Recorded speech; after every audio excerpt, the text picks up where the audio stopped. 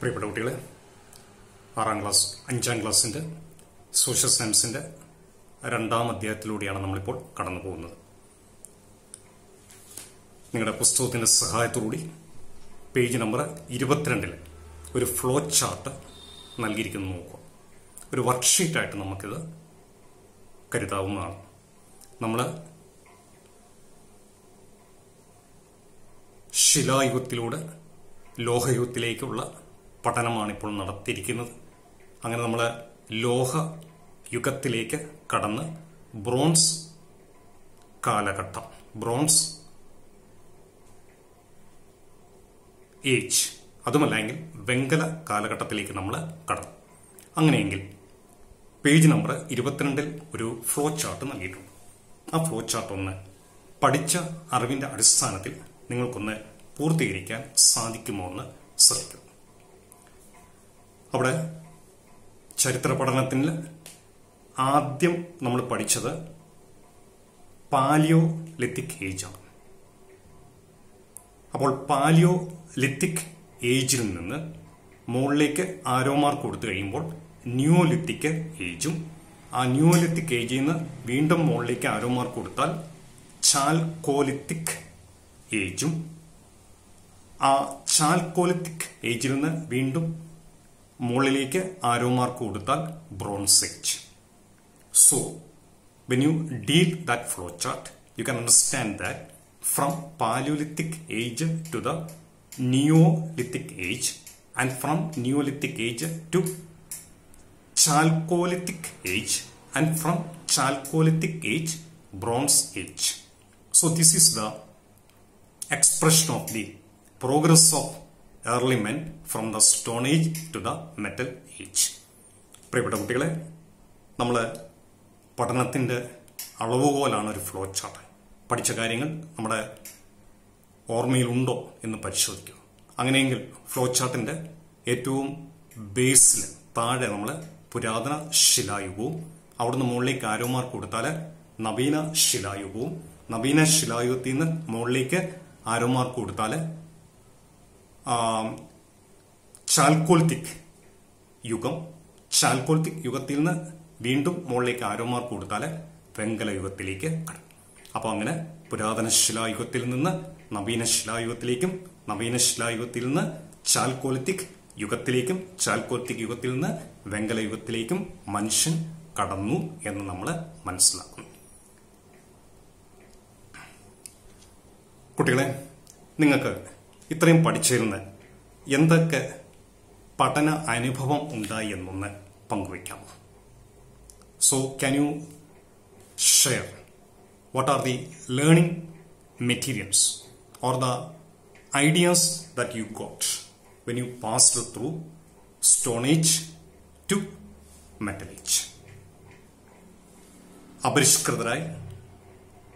അപരിഷ്കൃത ആയുധങ്ങളുമായി പ്രകൃതിയെ പരിപൂർണമായിട്ട് ആശ്രയിച്ച് വനത്തിൽ തന്നെ കഴിഞ്ഞ ആൾക്കാർക്ക് പല ഘട്ടങ്ങളിലൂടെ, പുരോഗതിയുടെ പല ഘട്ടങ്ങളിലൂടെ കടന്ന് ലോഹയുഗത്തിലേക്ക് പ്രവേശിക്കാനായിട്ട് സാധിച്ചു.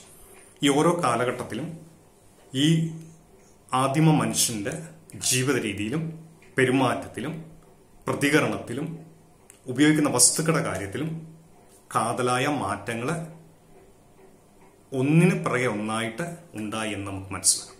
ഇതാണ് ചരിത്രം, ഇതാണ് ചരിത്രത്തിന്റെ പുരോഗതി. അങ്ങനെ ചരിത്രത്തിന്റെ അളവുകോലായിട്ട് മാനവ പുരോഗതിയെ നമുക്ക് വിലയിരുത്താനായിട്ട് സാധിക്കുമെന്ന് മനസ്സിലാക്കാം. ഇനിയും നമുക്ക് പുസ്തകത്തിന്റെ സഹായത്തോടുകൂടി വേണം തുടർന്നുള്ള ഭാഗങ്ങൾ പഠിക്കാനായിട്ട്. നിങ്ങളുടെ കൂടുതൽ സഹകരണം സാറ് തേടുകയാണ്. അങ്ങനെയെങ്കിൽ പുസ്തകത്തിൽ പേജ് 22, 23 ഈ ഭാഗങ്ങളിലൂടെ നമുക്ക് കടന്നു പോകാം. All of U refer page number 23 and 22 and 23. Think and write what changes might have brought about by Bronze Age. കുട്ടികളെ, ബ്രോൺസ് കാലഘട്ടം എന്തൊക്കെ പൊതു മാറ്റങ്ങളാണ് മനുഷ്യന്റെ ജീവിതത്തിൽ, ആദ്യ മനുഷ്യൻ ജീവിതത്തിൽ വരുത്തി വച്ചത് എന്ന് പേജ് 22 പ്രത്യേകമായിട്ട് വായിച്ചു നോക്കിയാൽ നിങ്ങൾക്ക് മനസ്സിലാകും എന്തൊക്കെ കാര്യങ്ങളാണ്. നമ്പർ 1, advanced tools എന്ന് പറഞ്ഞാൽ അവരവരുടെ ജീവിതത്തിൽ മെച്ചപ്പെട്ട ലോഹ നിർമ്മിത ഉപകരണങ്ങൾ നിർമ്മിക്കുകയും ഉപയോഗിക്കുകയും ചെയ്തു.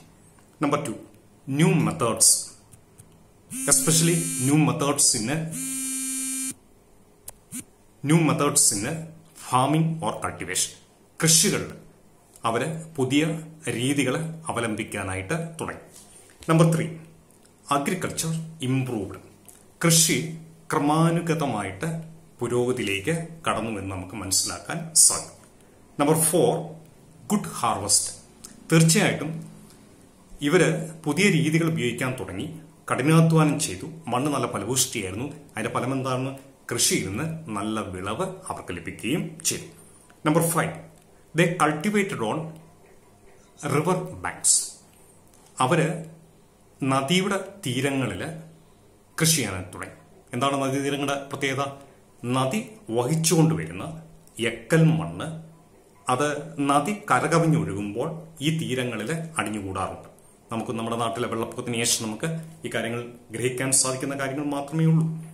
അങ്ങനെയെങ്കിൽ അവിടെ അവർ കൃഷി ചെയ്തപ്പോൾ അവരുടെ അധ്വാനം കൂടെ കൂടിയപ്പോൾ തീർച്ചയായിട്ടും നല്ല വിളവ് അവർക്ക് ലഭിച്ചു. Number 6, they used fertile soil. അതിനെ സാർ മുമ്പ് പറഞ്ഞത്, ആ നദീ തീരങ്ങളിൽ അവർ കൃഷി ചെയ്തപ്പോൾ ഏറ്റവും ഫലഭൂഷ്ടമായ എക്കല മണ്ണാണ് ഉണ്ടായിരുന്നത്. അതുകൊണ്ട് നല്ല ഫലഭൂഷ്ടമായ മണ്ണിൽ അവർ കൃഷി ചെയ്യാനായിട്ട് സാധിച്ചു. 7ാമത്തെ ഒരു പോയിന്റായിട്ട് കാണുന്നത് large scale of the use of irrigation. മഴയെ ആശ്രയിച്ചു, നദിയിലെ വെള്ളം ഉപയോഗിച്ചു. നദിയിലെ വെള്ളം ചെന്നെത്താൻ സാധിക്കാത്ത സ്ഥലങ്ങളിൽ അവര് പ്രത്യേകം ചാലുകൾ നിർമ്മിച്ച് ചക്രങ്ങൾ ഉപയോഗിച്ച് വെള്ളം ചവിട്ടിക്കയറ്റി അവര് കൃഷിയിടങ്ങളിൽ വെള്ളം എത്തിക്കുകയും ചെയ്തു. അപ്പൊ അങ്ങനെയെങ്കിൽ ഒരുപാട് മാറ്റങ്ങൾ ഉണ്ടായിട്ട് നമുക്ക് കണ്ടെത്താം. മെച്ചപ്പെട്ട ലോഹ നിർമ്മിത ഉപകരണങ്ങൾ ഉപയോഗിച്ചു, പുതിയ കൃഷി രീതികൾ അവലംബിച്ചു, കൃഷി മൊത്തത്തിൽ പുരോഗതി പ്രാപിച്ചു, വിളവ് കൂടി, അല്ലെങ്കിൽ അവർക്ക് നല്ല വിളവ് ലഭിച്ചു. നദീതീരങ്ങളിൽ കൃഷി ചെയ്യാൻ തുടങ്ങി. നദീതീരങ്ങളിലെ മണ്ണ് ഫലഭൂഷ്ടമായിരുന്നു. ആവശ്യമായ സമയത്ത് നല്ല തോതിൽ അവരെ ജലസേ മനുഷ്യ പ്രയത്നത്തിന്റെ ഫലമായിട്ട് ജലം നൽകുക, ഇറിഗേഷൻ എന്ന് ഇംഗ്ലീഷിൽ പറയും. അതിനും അവർ ആരംഭം കുറിച്ചതായിട്ട് കാണാം. തുടർന്ന് പേജ് 23 ശ്രദ്ധിക്കും. അവിടെ ഒരു ഭാഗം നിങ്ങൾക്ക് നൽകിയിട്ടുണ്ട്. ഈ കാലഘട്ടത്തിൽ എന്തൊക്കെ മാറ്റങ്ങളാണ് പൊതുവെ കൃഷിയിലുണ്ടായത്, അതായത് വെങ്കല യുഗത്തിൽ എന്തൊക്കെ മാറ്റങ്ങളാണ് ഈ നമ്മുടെ കൃഷിയിൽ ആദിമ മനുഷ്യർക്കുണ്ടായത്. So children, please you refer page number 23 and you may try to find out. The points are given there. Try to read and summarize the points.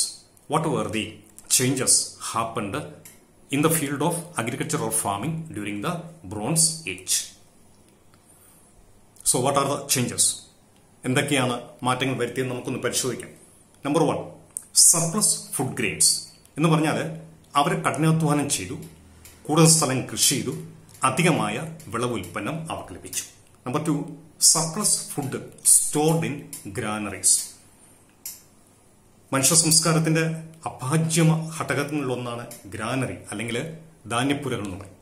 അപ്പൊ അമിതമായിട്ട് വിളവുൽപ്പന്നങ്ങൾ ഉണ്ടായപ്പോൾ അവ ശേഖരിക്കാനായിട്ട് ധാന്യപ്പുരകൾ നിർമ്മിച്ചു.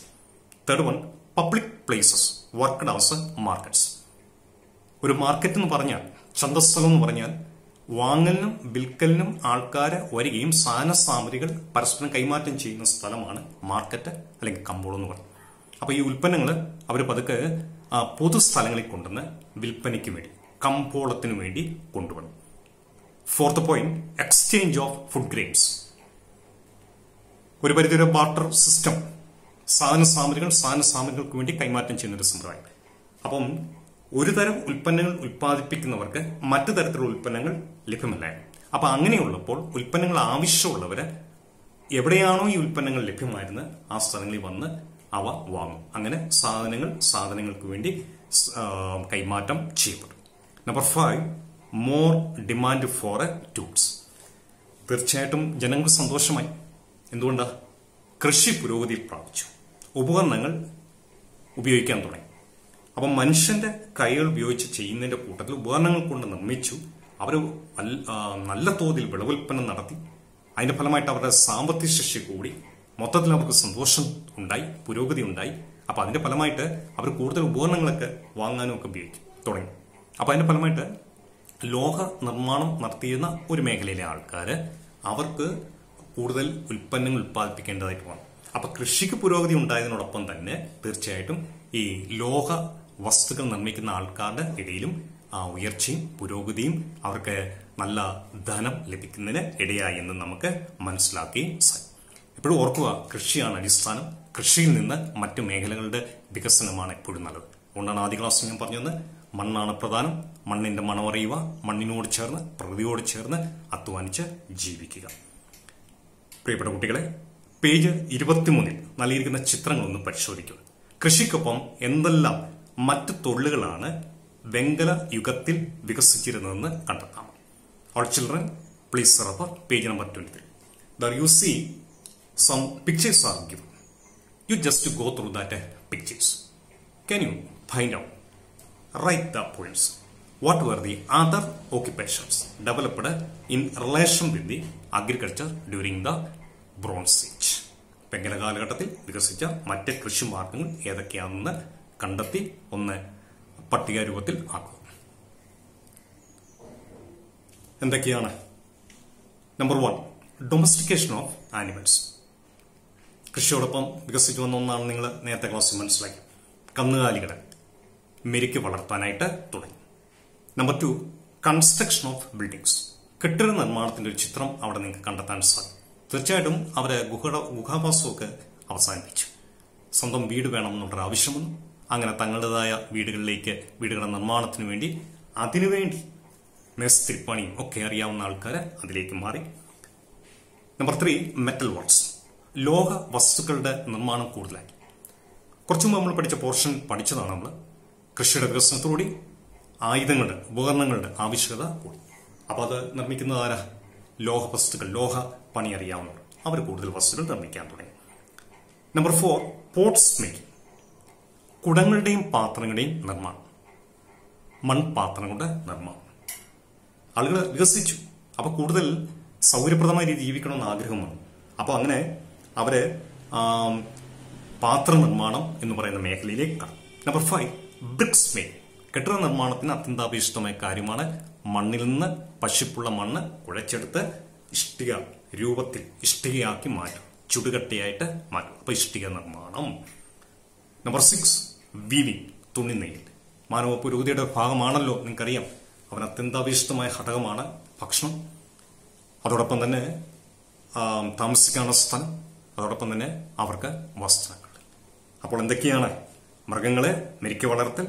2, കെട്ടിട നിർമ്മാണം, ലോഹവസ്തുക്കളുടെ നിർമ്മാണം, പാത്ര നിർമ്മാണം, ഇഷ്ടിക നിർമ്മാണം, അതോടൊപ്പം തന്നെ തുണി നെയ്യൽ, തുണി നിർമ്മാണം.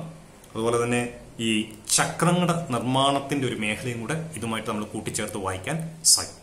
പണ്ടുകാലത്തെ നിങ്ങളുടെ പഴമയുള്ള ആൾക്കാർക്കറിയാം, കാളവണ്ടികളൊക്കെ ഉപയോഗിച്ചിരുന്ന കാലഘട്ടത്തിൽ കടന്നാണ് നമ്മൾ ഇന്നത്തെ ഏറ്റവും നല്ല സൗകര്യപ്രദമായ കാലഘട്ടത്തിലേക്ക് കടന്നു. അപ്പോൾ വാഹനങ്ങളുടെ നിർമ്മാണത്തിനുമൊക്കെ വേണ്ടി ചക്രങ്ങൾ, പിന്നെ ജലചക്രങ്ങളൂടെ ഇതിന്റെ കൂടെ കൂട്ടിച്ചേർത്ത് വായിക്കുക. ചക്രങ്ങൾ എന്ന് പറയും. കുട്ടനാട്ടുള്ളവർക്ക് അറിയാവുന്നതാണ്. അപ്പോൾ വിവിധ ഉൽപാദന പ്രവർത്തനങ്ങൾ ആരംഭിച്ചതിന്റെ ഫലമായിട്ട് അന്നത്തെ സമൂഹത്തിൽ വലിയ മാറ്റങ്ങളൊക്കെ ഉണ്ട്. അവ ഏതെല്ലാമെന്ന് പരിശോധിക്കും. All children, we understood that during the Bronze Age, Metal Age, so many production process started. So, what were the changes happened in the society because of the starting of a new production process? പുതിയ ഉൽപാദന പ്രവർത്തനങ്ങൾ ആരംഭിച്ചതിന്റെ ഫലമായിട്ട് സമൂഹത്തിൽ വന്ന മാറ്റങ്ങൾ എന്തൊക്കെയാണെന്ന് നമുക്ക് കണ്ടെത്താനായിട്ട് സാധിക്കും. ഈ ഭാഗങ്ങളൊക്കെ നിങ്ങളുടെ പുസ്തകത്തിന്റെ വായനയല്ലാതെ മറ്റു മാർഗങ്ങൾ നമുക്കില്ല. അതുകൊണ്ട് ക്ലാസ്സിന് ശേഷം നിങ്ങൾ ആ ഭാഗം നല്ലപോലെ വായിക്കുക. വായിക്കുമ്പോൾ ഞാൻ ഈ ചിട്ടപ്പെടുത്തി അടയാളപ്പെടുത്തി നിങ്ങൾക്ക് നൽകുന്ന ഭാഗങ്ങൾ നിങ്ങൾക്ക് പ്രയോജനപ്രദമായിട്ട് മാറും. അപ്പൊ ഇവിടെ നമ്മൾ മുമ്പ് ഫ്ലോ ചാർട്ട് പഠിച്ചത് നിങ്ങൾ ഓർക്കുന്നുണ്ടല്ലോ. അപ്പൊ ഇപ്പം സാറ് ചെയ്യുന്നത്, നിങ്ങൾക്ക് പറഞ്ഞു തരുന്നത് ആദ്യത്തിൽ നിന്ന് ഏറ്റവും പുതുമയിലേക്കാണ്. അങ്ങനെയെങ്കിൽ ആരോ മാർക്ക് കൊടുത്ത് ഒന്നാമത്തെ ടേം എന്ന് പറയുന്നത് എക്സ്റ്റെൻഷൻ എക്സ്ചേഞ്ച് ഓഫ് ഗുഡ്സ്. ആ എക്സ്ചേഞ്ച് ഓഫ് ഗുഡ്സിന്ന് താഴേക്ക് ഒരു ആരോ മാർക്ക് കൊടുത്താൽ മ്യൂച്വൽ ഡിപ്പെൻഡൻസ്. മ്യൂച്വൽ ഡിപ്പെൻഡൻസിന് ആരോ മാർക്ക് കൊടുത്ത് exporting of goods. Exporting of goods ഇന്ന് ആരോ മാർക്ക് കൊടുത്താൽ ഇൻലാൻഡ് ആൻഡ് മാരിടൈം ട്രേഡ്. അവിടെ നിന്ന് താഴേക്ക് ആരോ മാർക്ക് കൊടുത്താൽ ട്രാൻസ്പോർട്ട് ഡെവലപ്മെന്റ്. അവിടെ നിന്ന് താഴേക്ക് ആരോ മാർക്ക് കൊടുത്താൽ സിസ്റ്റം ഓഫ് അഡ്മിനിസ്ട്രേഷൻ. വീണ്ടും താഴേക്ക് ആരോ മാർക്ക് കൊടുത്താൽ invention of art of writing.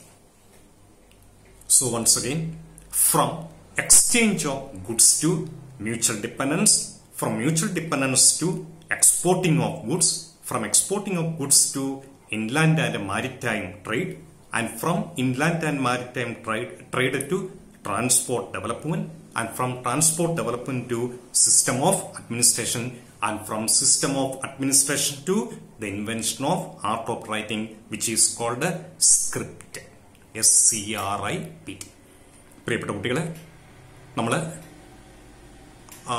ആദ്യം വന്ന മാറ്റം അല്ലെങ്കിൽ ആദ്യത്തെ ഈ ലോഹയുഗത്തിൽ വന്ന മാറ്റത്തിൽ നിന്ന് ഏറ്റവും പുതുമയിലേക്ക് താഴേക്ക് ആരോ മാർക്ക് കൊടുത്ത് എഴുതുകയാണ് വേണ്ടത്. അപ്പം ഫ്ലോ ചാർട്ടിന്റെ രൂപത്തിൽ ആവും. അങ്ങനെയെങ്കിൽ ഏറ്റവും മുകളിൽ ആദ്യം എഴുതേണ്ട വസ്തുക്കളുടെ കൈമാറ്റം. അതിന്ന് താഴേക്ക് ആരോ മാർക്ക് കൊടുത്ത് പരസ്പര ആശ്രയത്വം. പരസ്പര ആശ്രയത്വത്തിൽ നിന്ന് താഴേക്ക് ആരോ മാർക്ക് കൊടുത്താൽ സാധന സാമഗ്രികൾ കയറ്റുമതി ചെയ്യും. അവിടെ നിന്ന് താഴേക്ക് ആരോ മാർക്ക് കൊടുത്താൽ ആഭ്യന്തര സമുദ്ര മാർഗ കച്ചവടം.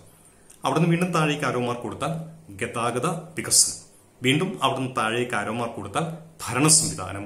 ഭരണസംവിധാനത്തിൽ നിന്ന് താഴേക്ക് ആരോ മാർക്ക് കൊടുത്താൽ എഴുത്ത് അല്ലെങ്കിൽ ലിപി സമ്പ്രദായം. ഒന്നുകൂടെ മനസ്സിലാക്കാം. അപ്പോൾ ലോഹയുഗത്തില്, ബ്രോൺസ് ഏജില്, മെറ്റൽ ഏജില് എന്തൊക്കെ മാറ്റങ്ങൾ വരുത്തി എന്നുള്ള പഠനത്തിന്റെ അവസാന ഘട്ടത്തിലേക്ക് നമ്മൾ കിടക്കുകയാണ്. വസ്തുക്കളുടെ കൈമാറ്റം. സാധന സാമഗ്രികൾ ഉൽപ്പാദിപ്പിക്കുകയും ഉൽപ്പാദിപ്പിച്ച വസ്തുക്കൾ അവർക്ക് ആവശ്യമുള്ളത് ഉപയോഗിച്ച് അതിനുശേഷം മിച്ചമായി വന്നത്, അമിതമായിട്ട് വന്ന് സർപ്ലസ് ആയിട്ട് വന്നത് കമ്പോളത്തിൽ, മാർക്കറ്റിൽ, ചന്തയിൽ കൊണ്ടുപോയി വിൽക്കുന്ന കമ്പോള വ്യവസ്ഥ വന്നു. വീണ്ടും പരസ്പര ആശ്രയം. സമൂഹം പുരോഗതിക്കുമ്പോഴുള്ള ഏറ്റവും വലിയ പ്രത്യേകതയാണ് പരസ്പരം ആശ്രയിക്കൽ. ആർക്കും ഒറ്റയ്ക്ക് നിൽക്കുക എന്ന് പറയുന്നത് പറയാൻ കൊള്ളാം, പ്രവൃത്തിയിൽ സാധിക്കാത്ത കാര്യമാണ്. നമ്മൾ ഒരു കാര്യത്തിനല്ലേ മറ്റു കാര്യത്തിന് എത്രയോ ആൾക്കാരെ ആശ്രയിക്കുന്നു. വാങ്ങുന്നവരെ, വിൽക്കുന്നവരെ, ഉൽപ്പാദകർ, ഇങ്ങനെ 3 ഭാഗങ്ങളായിട്ട് നമുക്ക് എടുക്കാം. നമ്മളൊരു ചന്തയിൽ ചെന്നാൽ, മാർക്കറ്റിൽ ചെന്നാൽ കണ്ടെത്താവുന്ന കാര്യങ്ങളാണ്. വീണ്ടും സാധന സാമഗ്രികൾ കയറ്റുമതി ചെയ്യും. നമ്മുടെ രാജ്യത്ത്, നമ്മുടെ പ്രദേശത്ത് ഉൽപ്പാദിക്കുന്ന സാധനം മറ്റു രാജ്യങ്ങളിലേക്ക് ആവശ്യമുണ്ട്. കേരളത്തിൽ ഉൽപ്പാദിക്കുന്ന എത്രയോ സാധനങ്ങൾ ഗൾഫ് രാജ്യങ്ങളിലേക്ക് വരെ നൽകുന്നു. എന്താ അതിന് പറയുന്നത്? കയറ്റുമതി. എന്താണ് കയറ്റുമതി എന്ന പദം കൊണ്ട് ഉദ്ദേശിക്കുന്നത്? ഒരു രാജ്യത്ത് നിന്ന് മറ്റു രാജ്യത്തിലേക്ക് സാധനങ്ങൾ, സാമഗ്രികൾ അയക്കുക, കയറ്റി അയക്കുന്ന ഒരു രീതിയാണ്. വീണ്ടും ആഭ്യന്തര സമുദ്രമാർഗ കച്ചവടം. നമ്മുടെ ഈ പുഴയിലൂടെയുള്ള, കായലിലൂടെയുള്ള യാത്ര, ബോട്ടുകളുടെയും വള്ളങ്ങളുടെയും, അത് ശരിക്കും ആഭ്യന്തരമാണ്. തിരിച്ച് സമുദ്രമാർഗങ്ങളുടെ, കപ്പൽ മാർഗമുള്ള യാത്ര, അന്ന് യാത്രയേക്കാൾ ഉപരി കച്ചവടത്തിനു വേണ്ടിയുള്ള കാര്യങ്ങൾ. വീണ്ടും ഗതാഗത വികസനം. തീർച്ചയായും സമൂഹത്തിന്റെ ഏറ്റവും വലിയ മാറ്റത്തിന്റെ ഒന്നാണ് ഗതാഗത വികസനം. പുരോഗതി പ്രാപിക്കുമ്പോൾ ഗതാഗത മേഖല വികസിച്ചേ പറ്റും. നിങ്ങൾക്കറിയാം, നിങ്ങൾ LP സ്കൂളിൽ ആദ്യത്തെ ക്ലാസ്സുകളായിരുന്നതിനേക്കാൾ ഇപ്പോൾ 5ാം ക്ലാസ്സിൽ വന്നപ്പോൾ നിങ്ങളുടെ ചുറ്റുപാടുമുള്ള സ്ഥലങ്ങളിൽ എന്തുമാത്രം റോഡ്, ഗതാഗത സൗകര്യങ്ങൾ വികസിച്ചു എന്ന് നിങ്ങളൊന്ന് ചിന്തിച്ചു നോക്കുക. വീണ്ടും ഭരണ സംവിധാനം. എന്താണ് ഭരണ സംവിധാനം? നല്ലൊരു പുരോഗതിയുള്ള സമുദായത്തിന്റെ, സമൂഹത്തിന്റെ, രാജ്യത്തിന്റെ, രാഷ്ട്രത്തിന്റെ, സംസ്ഥാനത്തിന്റെ, എന്തിനേറെ പറയുന്നു, ഒരു സ്കൂളിന്റെ, ഒരു വീടിന്റെ ഏറ്റവും പ്രധാനപ്പെട്ട ഘടകമാണ് ഒരു ഭരണ സമ്പ്രദായം വേണം. ആരെങ്കിലും ഒരാൾ എല്ലാം നിയന്ത്രിക്കാൻ വേണം. നിയന്ത്രിതാവായിട്ട് ഒരാൾ ഉണ്ടായിരിക്കുന്ന അവസ്ഥ. സംസ്ഥാനത്തിന് മന്ത്രിസഭ, മുഖ്യമന്ത്രിയുടെ നേതൃത്വത്തിൽ, സ്കൂളിന് ഹെഡ്മാസ്റ്ററുടെ നേതൃത്വത്തിൽ, വീട്ടില് അപ്പന്റെ നേതൃത്വത്തിൽ. വീണ്ടും മാനവ പുരോഗതിയുടെ ഒഴിച്ചുകൂടാനാവാത്ത അവസ്ഥയായിട്ട് ഞാൻ കരുതുന്നതാണ് എഴുത്ത്, ലിപി സമ്പ്രദായം. സ്ക്രിപ്റ്റ് എന്ന് പറയും. അക്ഷരങ്ങൾ രൂപീകരിക്കുക. പണ്ടുകാലത്ത് ചിത്രങ്ങളും പിന്നെ ചില ശബ്ദങ്ങളും ചില അടയാളപ്പെടുത്തലുകളും ഒക്കെയായിരുന്നു അക്ഷരങ്ങളായിട്ട്. പിന്നീടാണ് പലതരത്തിലുള്ള ലിപികൾ രൂപീകൃതമായത്. അപ്പോൾ നമ്മൾ ഈ ആദ്യ ഭാഗത്തിന്റെ ക്ലാസ്സിന് അവസാനം കടക്കുകയാണ്. human progress is like that of a climbing on a step ladder. Is it correct? On each stage, progress or changes can be seen. Isn't it a miracle? Are you thrilled of it? മനുഷ്യ ചരിത്രത്തിന്റെ പുരോഗതി എന്ന് പറയുന്നത് ഒരു ഗോവണി പടിയിലൂടെ അല്ലെങ്കിൽ ഒരു ഗോവണിയിലൂടെ പടിപടിയായിട്ട് നമ്മൾ മുകളിലേക്ക് കയറുക എന്നുള്ള എൻ്റെ ആദ്യത്തെ ആശയം നിങ്ങളുടെ മുന്നിലേക്ക് അവതരിപ്പിക്കും. ഇപ്പോൾ ലോകയുഗത്തിലേക്ക് കടന്ന നിങ്ങൾക്ക് തീർച്ചയായിട്ടും മനസ്സിലായിട്ടുണ്ട്. തീർച്ചയായിട്ടും മനുഷ്യന്റെ പുരോഗതി എന്ന് പറയുന്നത് പല സ്റ്റെപ്പുകൾ, പടികൾ ചവിട്ടി കയറിയുള്ളതാണെന്ന് മനസ്സിലാക്കും. ഈ ഓരോ പടി കയറിയപ്പോഴും മനുഷ്യന് ധാരാളം പുരോഗതി വന്നിട്ടുണ്ട്. കുറവുകളും ഉണ്ടാവും, പക്ഷെ പുരോഗതിക്കാണ് നമ്മൾ പ്രാധാന്യം കൊടുക്കേണ്ടത്. അങ്ങനെ ശിലായുഗത്തിൽ നിന്ന് ലോകയുഗത്തിലേക്ക് സമൂഹത്തിൽ വന്ന എല്ലാ മാറ്റങ്ങളും നമ്മൾ മനസ്സിലാക്കി. ഒരു കാര്യം മാത്രം സന്ദേശമായിട്ട് പറയട്ടെ, പഴമയെ മനസ്സിലാക്കാതെ പുതുമയെ മനസ്സിലാക്കാൻ നമുക്ക് സാധിക്കില്ല. പുതുമയിലൂടെ പുതിയ കാലഘട്ടത്തിലൂടെ കടക്കണമെങ്കിൽ പഴയ കാലഘട്ടത്തിലെ ജനങ്ങൾ അവരുടെ പ്രത്യേകതകൾ, അവർ നൽകിയ സംഭാവനകൾ മനസ്സിലാക്കി അതിനെ അടിസ്ഥാനമാക്കി ചിട്ടപ്പെടുത്തി ആ പാതയെ അടിസ്ഥാനമാക്കി മാത്രമേ നമുക്ക് മുന്നോട്ട് പോകാൻ സാധിക്കുള്ളൂ. ഇതാണ് ചരിത്രം അല്ലെങ്കിൽ ഹിസ്റ്ററി, അതുമല്ലെങ്കിൽ സോഷ്യൽ സയൻസ് നമ്മുടെ മുന്നിലേക്ക് വയ്ക്കുന്ന ഏറ്റവും നല്ല ഒരു ആശയം. എല്ലാവർക്കും എല്ലാവിധ ആശംസകളും. Thank you my children.